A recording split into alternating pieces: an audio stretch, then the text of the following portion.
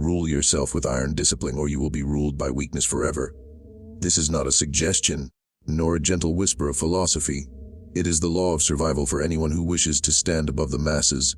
Discipline is the invisible crown that separates rulers from the ruled, builders from beggars, victors from victims. As a man without discipline may dream of wealth and happiness, but his dreams rot in the soil of laziness, while the disciplined man harvests reality from the same ground. Wealth is not merely the accumulation of coins, and happiness is not the fleeting thrill of indulgence. Both are the results of mastery over the self. When you command your impulses, your time, your habits, and your emotions, you become unshakable. Without that mastery, you are nothing but a servant to every distraction, temptation, and weakness that crosses your path. Consider this truth: the man who does not control what he eats, how he spends his hours, and where his mind wanders is already enslaved long before chains touch his wrists. Weakness does not arrive in one great blow. It seeps into life through small cracks. A moment of idleness tolerated becomes a habit, and a habit of idleness becomes a destiny. The undisciplined man is predictable, easy to manipulate, easy to defeat. He will trade his future for a moment's comfort, his dignity for approval, his potential for distraction. But the disciplined man, he may feel the same temptations. He holds them on a leash. He may feel fear, but he acts regardless. He may feel tired, but he commands his body to obey his will. And this is why discipline is the essence of power. Wealth does not come to the one who chases every desire. It comes to the one who can sacrifice comfort for creation. Happiness does not come to the one who indulges endlessly. It comes to the one who knows how to endure hardship for a higher purpose. Imagine two men. The first spends his nights drowning in idle pleasures, wasting his strength and mind on things that vanish by sunrise. The second rises early, sharpens his skills, studies his craft, builds connections, and invests his energy into his goals. Which of them, after a year, commands respect? Which of them, after a decade, sits on a throne of security and influence? And which of them is begging for scraps, not from the world, but from life itself? The answer is obvious, and it is written in every empire, every fortune, every legacy left by the great. Discipline is the foundation. Do not imagine discipline as chains that restrict freedom. Discipline is the only path to freedom. The man who controls his appetites is free from slavery to food, lust, and addiction. The man who controls his money is free from debt and dependence. The man who controls his time is free to build his destiny rather than rent it to others. Freedom without discipline is chaos, and chaos always leads to ruin. The undisciplined man is free only in the same way a wild dog is free to run, but also free to starve, to be beaten, to be killed. The disciplined man, however, is like a trained lion, calm, patient, and deadly when it is time to strike. The world itself bows to those who can rule themselves. Fortune is attracted to order, to strength, to stability. People trust those who are steady. In time, those who can resist panic when others tremble, those who can work when others surrender. Field, whether it is commerce, politics, or daily life, the one who holds his ground longest often emerges the victor. Discipline grants that endurance. It hardens the mind like steel and builds a body that obeys commands instead of betraying them. Weakness whispers constantly. It says, rest when you should rise, indulge when you should abstain, delay when you should act. And most men obey this voice, for it is sweet, soft, and forgiving. But the price of obeying weakness is high. It steals silently day by day until years vanish and regret is all that remains. The disciplined man hears the same whispers, but he answers with action, not excuses. He knows that pain is temporary, but surrender is permanent. He knows that the sweetness of indulgence rots quickly. The satisfaction of achievement lasts like stone. Discipline is not built in a single moment of decision. It is forged daily in the small battles no one sees. Rising when the alarm sounds instead of bargaining with the pillow. Choosing to work instead of drifting into idleness. Speaking the truth instead of seeking easy approval. Training the body when it begs for comfort. Refusing to spend what must be saved. These victories accumulate unseen and silent until they form an unbreakable fortress around the will. And once discipline becomes a habit, the man himself becomes untouchable. In time, he no longer struggles to force himself into action. Action flows from him as naturally as breath. Even happiness bends to discipline. The undisciplined man thinks happiness is freedom from struggle, but this illusion dies quickly. The pleasure he seeks turns into chains of dependence, and the food that satisfied becomes the sickness that destroys him. The leisure he craved becomes the regret that poisons his mind. Happiness without discipline is like wine poured into cracked glass. It leaks away, leaving nothing. But disciplined happiness is built on strength. It is the joy of control, Time, the pride of achievement, the calm of knowing that nothing owns you except your will. Such happiness does not flee in the night, it grows, it deepens, stands to act and comes. Look at history, and you will find proof. Great conquerors and builders all shared one trait: above riches, above armies, above luck, had the ability to command themselves. Alexander marched because he could endure where others faltered. Caesar ruled because he could restrain and unleash at will. Even philosophers who rejected crowns still ruled their own lives through self-mastery. And those who lost empires, they were often betrayed not by enemies but by their own lack of discipline. Greed, lust, vanity, and excess. The same truth applies to any man today. Lose control over yourself, and you lose everything. The modern world disguises weakness as freedom. It whispers that you should enjoy now, that you should. Every desire, that effort is old-fashioned, indulgence is modern. This is a trap. Every empire falls when discipline decays. Every man falls when he mistakes weakness for happiness. The disciplined man sees through this illusion. Time, he does not despise pleasure, but he does not serve it. He does not reject rest, but he does not worship it. He does not deny enjoyment, but he places it in its proper place, after work, after duty, after victory. In this way, he enjoys more deeply than the weak, for his pleasures are earned, not stolen.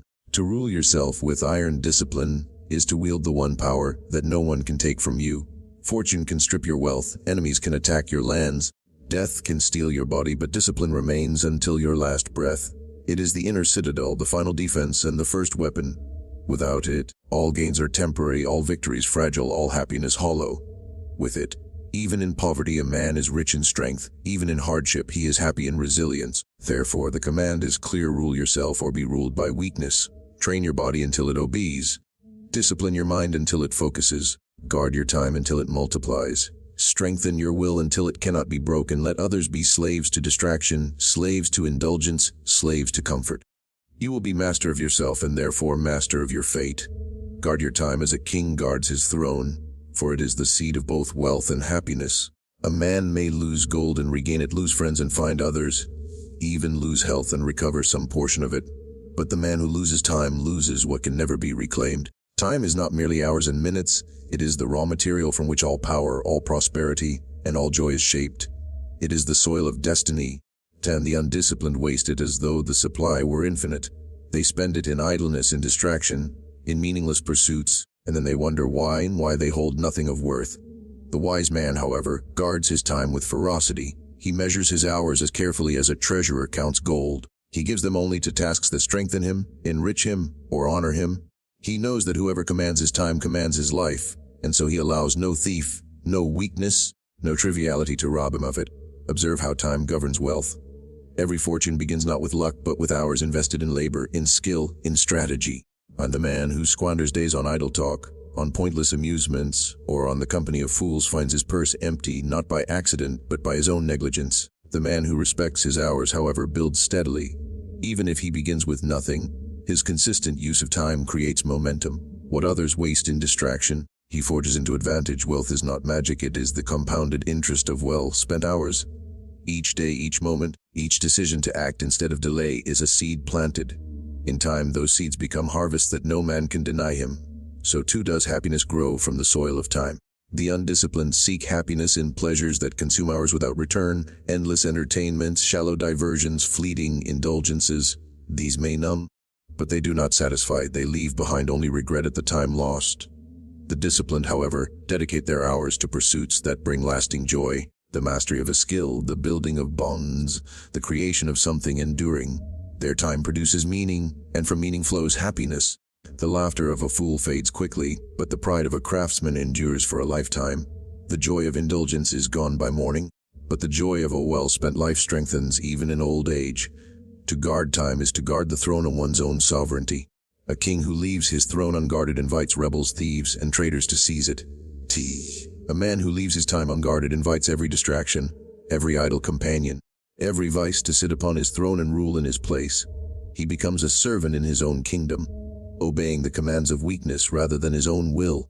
Guarding time is not merely avoiding waste, it is establishing dominion. It is declaring to the world, my hours are mine, and I will spend them with purpose. But understand, guarding time does not mean hoarding it in joyless labor.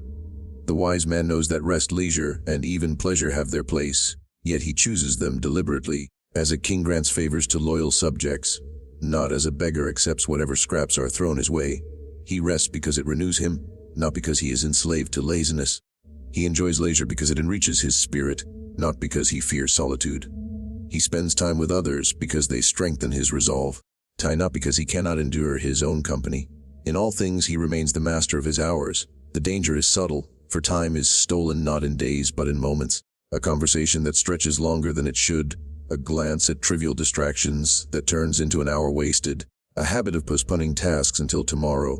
These are the silent assassins of destiny. Each one seems harmless, but together they bleed a man dry. The wise man sees the trap. He refuses to drown in trivialities. He slays procrastination with immediate action. He is not harsh because he despises life, but because he reveres it too much to waste it. Think of every empire that has ever risen. It was built brick by brick, day by day, hour by hour. Think of every ruin that litters history. It began not with one great disaster, but with countless small hours wasted in negligence, until strength decayed and enemies struck. The same law governs every individual life. The disciplined rise, the negligent fall. The throne belongs to the one who guards it, and time is the throne. Men often claim they desire wealth and happiness, but their actions betray them. They say they want prosperity, yet they spend their days on trifles. They say they want joy, yet they let hours slip away in meaningless pursuits. Their words declare ambition, but their use of time reveals their mediocrity. Is the most honest measure of a man's values. If you wish to know his true desires, do not ask him. Watch how he spends his hours. A man may lie with words. The discipline never lies. The disciplined hand is sacred. He plans it. He respects it. He defends it. He does not allow gossip to steal it, nor laziness to consume it, nor indulgence to waste it. He invests it with precision. He knows that each moment is a weapon or a wound, a step forward or a step backward. In the end, the difference between the great and the forgotten is simply this: the great spent their hours like kings, the forgotten like beggars. Guard your time, then, with vigilance. Know that once it is gone, it cannot be summoned back. No prayer, no fortune, no regret will return it. Time. Those who have wasted years often discover this truth too late, and they would give all their remaining wealth to buy back the hours they squandered. But time does not sell itself to beggars. It only rewards those who honor it from the beginning. Guard it now, and it will reward you with wealth and happiness beyond measure. Neglect it, and you will find yourself empty-handed, a king who surrendered his throne without a fight.